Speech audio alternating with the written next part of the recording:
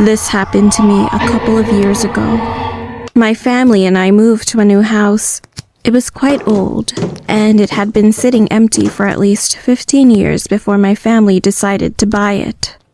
At first, I was just happy that we had a new house, but after that, I had some weird experiences. My room was right across the bathroom, and at night, I would hear strange noises coming from it. Actually, if you listened more carefully, it sounded like it was coming from the walls. But when I finally got enough courage to walk towards it, the noises always stopped.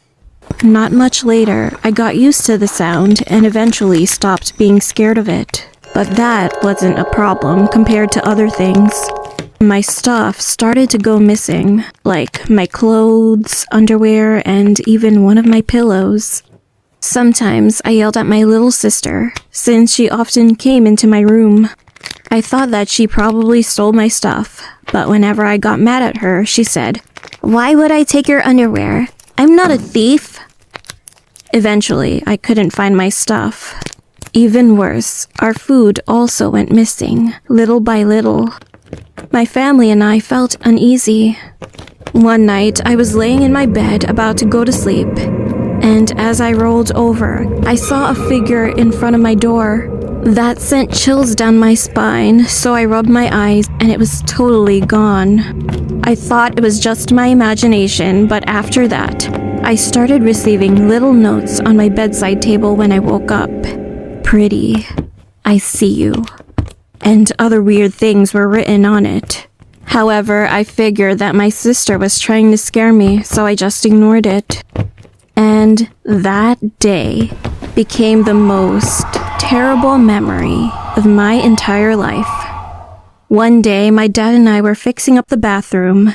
Because the entire house was pretty old, we were repairing the inside of the bathroom first. As we were tearing the tiles of the wall, Dad took the huge mirror off, and at that instant, I screamed. There was a little room behind the mirror, and there I found my stuff and even my underwear, along with empty food wrappers. We couldn't believe what we just saw, and Mom immediately called the police. They arrived pretty fast, and when they inspected that tiny room, they found out that there was a man who had been living in it for at least a couple of months.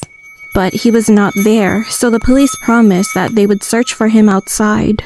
After that, we demolished the room, and since I turned 18 years old, I moved to my college nearby and got my own apartment.